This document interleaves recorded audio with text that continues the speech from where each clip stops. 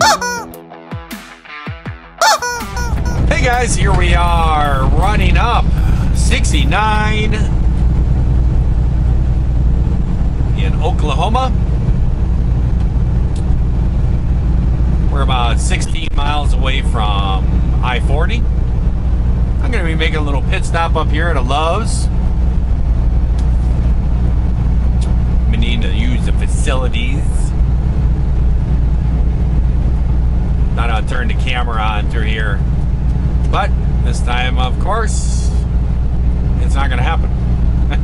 A lot of times there's train tracks that run right along here. And if you look way over there to the right, you can see where the train crosses over there. A lot of times you'll see a really big train going through here. A bunch of freight cars. But this time I have the camera on, it's not going to be here. I know people want to see their choo-choo.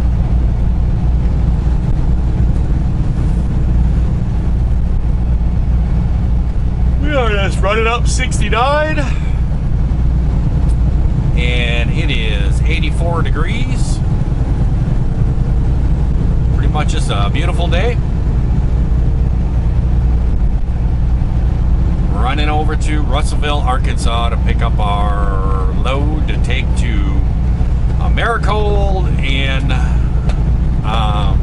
Manchester, Pennsylvania.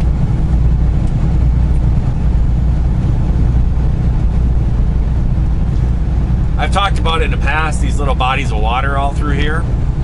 I've seen these TV shows on like Discovery Channel or something like that, or Animal Planet or something, where guys down here in this Oklahoma area where they do a lot of what they call noodling. Where they go out in a boat or whatever, they jump over and they look for little holes in underwater caves and stuff, little holes and everything, and I guess the catfish. Oh, that there is JBT Travels. We better answer it. What's up there, Johnny?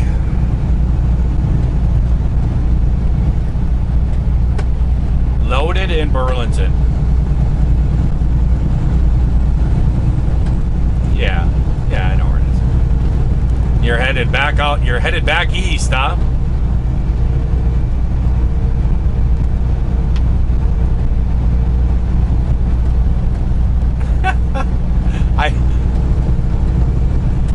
I have hundreds of emails and comments of the same thing. Don't come this way. There's a hurricane coming. Well, I gotta go. You know, it's not like, you know, what are we supposed to do? Hey, we're not heading that direction. You know. Yeah, I actually think I'm gonna cut up into Ohio and run 70.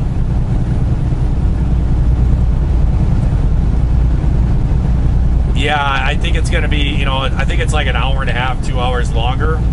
But that way I don't have to run 81 all the way up through Virginia and all that stuff, and that's where they're saying it's coming in.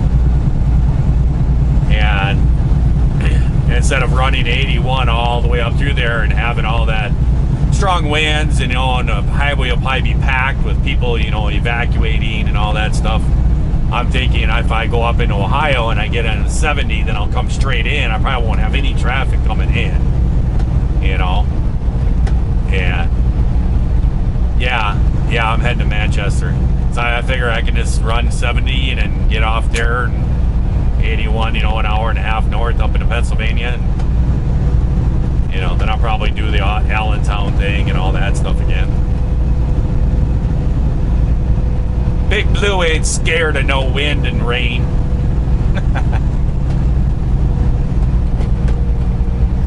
Yes, I have. Yes.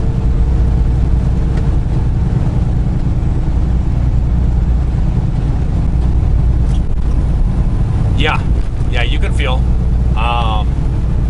It's anyone that takes a Fleet One card. I've actually fueled at Quick Trip, Love's, TA. I've had to hit a few of them. Well, here we are, guys. We are running 40 eastbound. westbound across Oklahoma, almost into Arkansas. And got a little interrupted by Johnny Boy there. So I was going to tell you a story. Somebody asked for a story time. Well, I'll tell you a story about Buddy, the trucking kitty cat.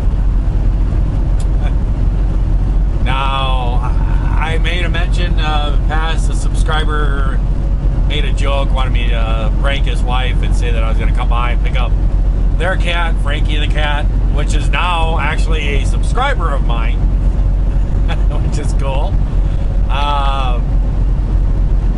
And somebody did not like that idea and said I was struck with me many, many years ago.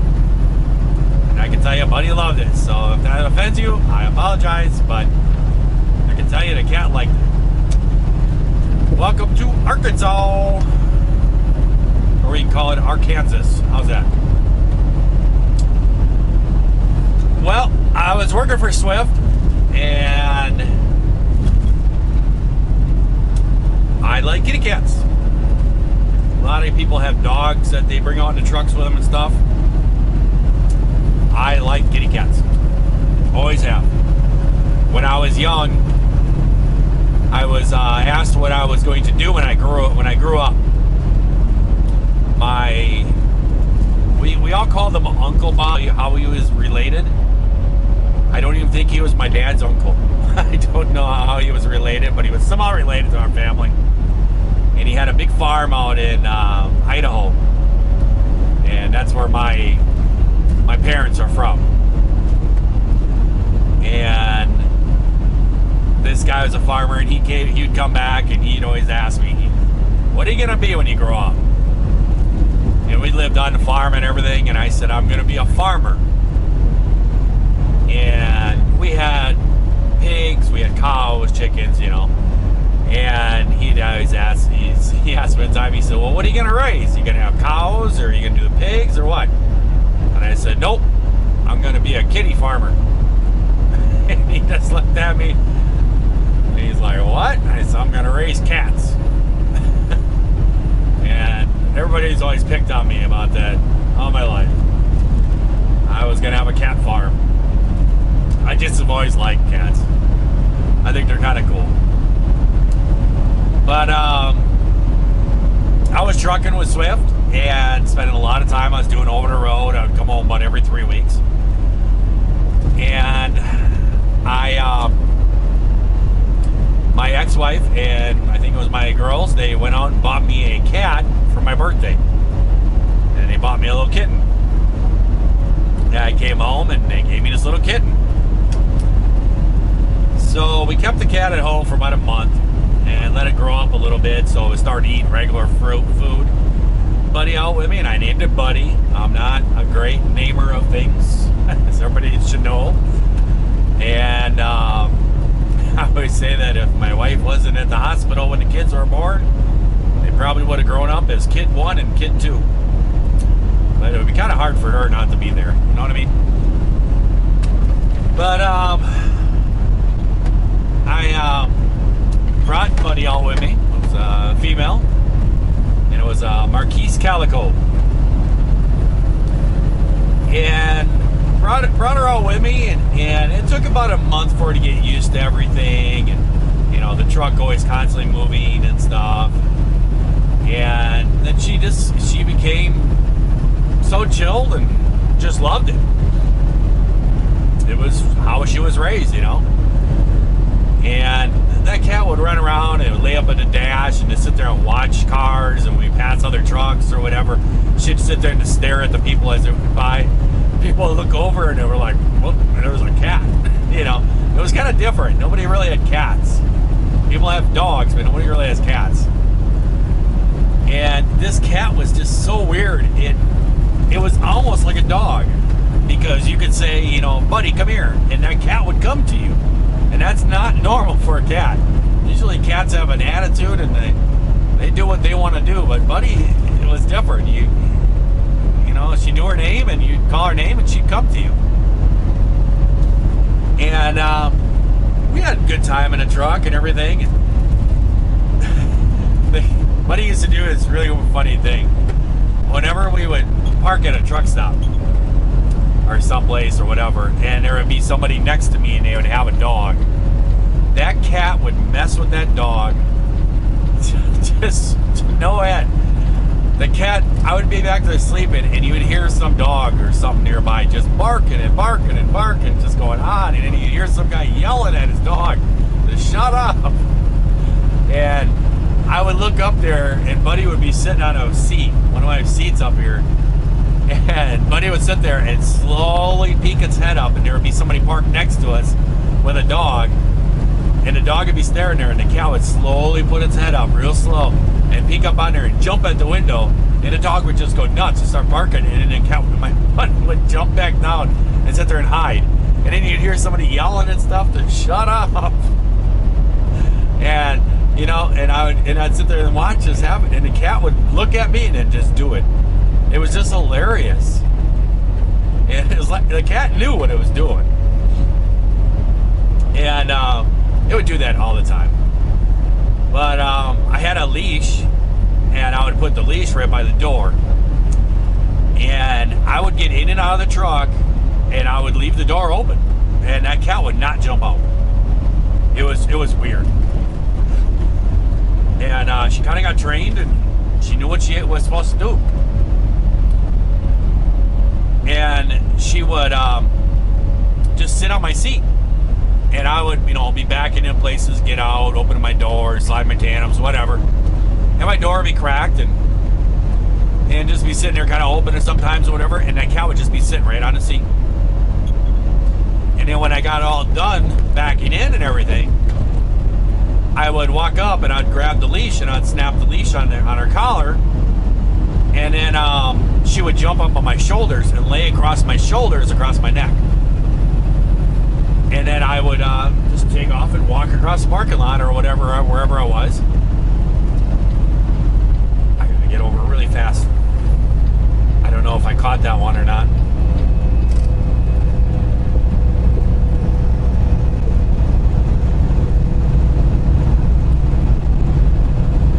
Don't know.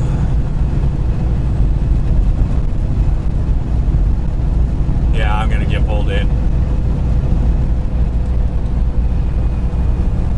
Probably didn't get pulled in there fast enough.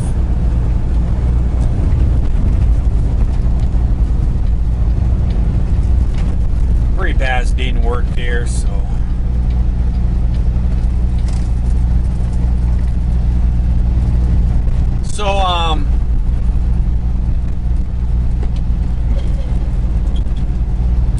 Don't be braking, dude. It's 20 miles an hour.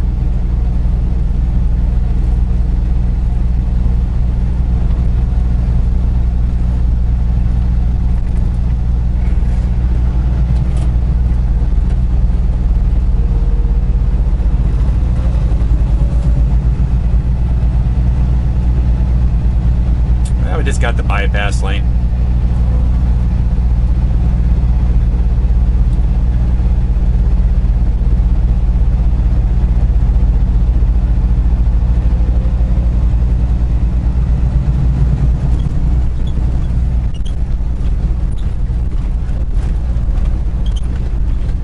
But anywho, and I'd walk across the parking lot or whatever and find like a grassy field, and then I would take her off my shoulders, put her down, and just kind of hold on to the leash, and she would run around and jump in the grass or some field or whatever. Dude, come on, you gotta step on the gas here. You're gonna go out into the highway doing 20 miles an hour here.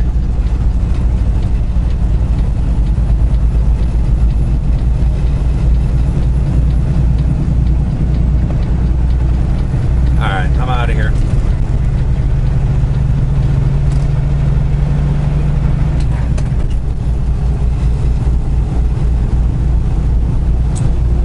And she would run around and stuff, and I would just sit there with the leash and stuff. And other truckers would watch this, and they're like, a cat? And I'm like, yeah, cats are cool. And she listened to me so well, I decided one time I was going to take her off the leash and just let her run and see what she did.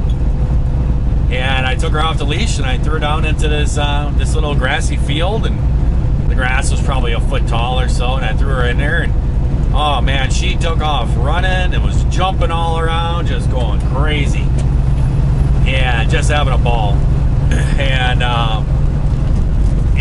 I sat there for like a couple minutes and I let her go, and I could see her every once in a while jumping around, and I called her and she'd come right back to me, just sit there and look at me. So I'd say go, and she'd take off and run around, and she got really good at it. So I stopped putting her on the leash, and I would just let her run. And whenever she got a little far away, I'd yell at her and she'd come right back to me. It was really crazy. It wasn't a normal cat, but she was actually my buddy. Lived in the truck with me. It was a good time. There was one time it was really funny. I think it was a classic truck that I was driving, because it was it had the mirrors, and it had the posts that came off the top of the door. They came out and told me I was loaded, so I pulled forward and closed my doors and everything, and they told me to come in and get my paperwork. So I had closed the door, but I didn't think about the window being open. And I went in there and got my paperwork and came walking back out, and I wasn't really even paying attention, and I just jumped into the truck and I put it in gear and took off. And as I was coming out the driveway, I yelled for Buddy, and Buddy would always come running up there and sit on my lap or sit on the dash or whatever. And she didn't come. And I turned on the street. I'm driving on the street and I'm looking around, and I'm like looking in the back of my bunk, and I'm like, where is this cat? And I'm looking around, and I kept calling it, and I couldn't find the cat. And I was like, where in the world? And I looked over and I saw the window open, and as I glanced at the window, I noticed something, and I looked up at my mirror and I saw a tail flutter past the mirror, and I was like, no way. And I looked out the window, and sure enough, up by the top of that A-frame was Buddy. And I'm doing like 35, 40 miles an hour driving on the road. And I looked up there and I'm thinking, what do I do? What do I do? And if I hit the brakes, I was afraid she was going to fall off and then I might run over, or something, she get hurt. And I was going along, and, or she's hanging out with her front post on her front paws on the front post, and then her back paws she was kind of sitting on the back post, and her tail was all fluttering around in the wind. And she was just hanging on. I rolled the window down real slow, and I reached up and I went up there, and I just real slowly went over the top of her so she wouldn't jump or nothing.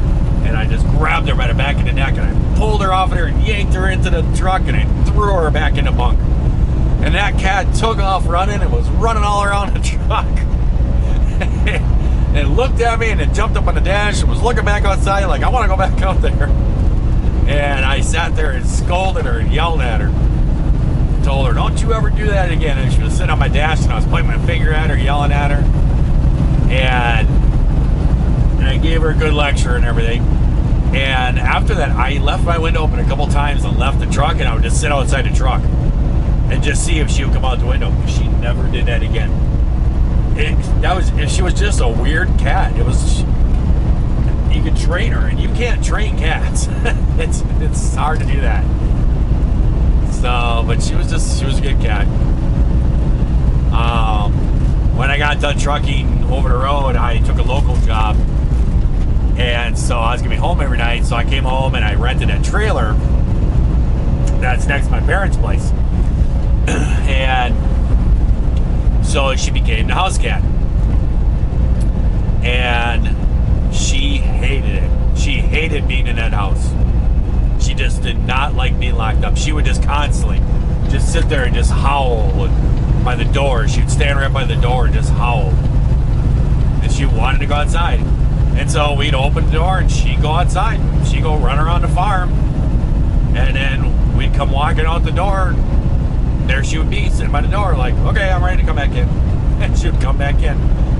And she was a good cat. Problem was, I never got her fixed. She lived in a truck with me. I figured, she ain't gonna get, pregnant or nothing, and it'd be fine. So I never got her fixed. And then she came home. She was full grown, and whatever. But that's where all the kittens and all the cats really started out at the farm. Because one time she was outside and she must have been in heat or something, and I started noticing other cats around there, big tomcats, and a little while later, oh, she was pregnant. And we started having kittens, and we had a lot of kittens around there for a while. She lived for quite a few years. She ended up getting into a fight with, I think it was a raccoon. And the raccoon took a big chunk out of her, the back of her neck. It was pretty bad. And we tried to nurse her and stuff and try to treat her and everything. And we took her to a vet, and the vet was like, it's really infected, it's really bad, there's a lot of this gone. And she was still walking around and everything, but she had this big hole in the back of her neck. And the vet was like, I think you just should put her down. And so that's what we ended up doing. But that was my cat, Buddy the cat. And if you're wondering, because I have a lot of kittens out at the farm, if that's what I'm thinking, because my parents are actually wanting to get rid of a couple kittens. They don't want all the kittens around there this winter. They don't believe all of them will make it. And to tell you the truth, I don't know if my parents are going to go south for the winter or not. If they do, I don't know. It would just be the guy that lives in the trailer there. I don't know if he'll take care of them or not. Hopefully he'll do it. But so I don't know. But when I stopped at the house on Sunday night, I noticed that my parents put up a sign out by the road saying free kittens. So I know they want to give away a couple of them. So if the question is am I thinking about grabbing one of those kittens and making it a trucker cat? I don't know. I'm thinking about it. There's only one real serious problem. Johnny the chicken. And you know what? Cats like to eat chicken. I know. It's a conflict we'll have to work through. So we're going to have to figure that out. I know you were first, but I like cats. I know. You'll be alright. Alright, I think everybody's got themselves situated and where they want to be here, so now we can try to pass everybody.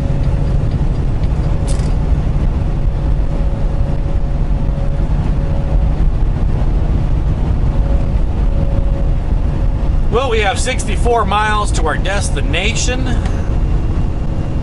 Conagra and Russellville, Arkansas. We'll check in and see what's going on, see how long of a load it's going to be. We are very late. So we'll see what happens. So I hope everyone out there has themselves a great day, great night. If you're watching this here video. If you are not, we certainly can change that and just try it all over again tomorrow. Until next time, I'll catch you guys later. Bye.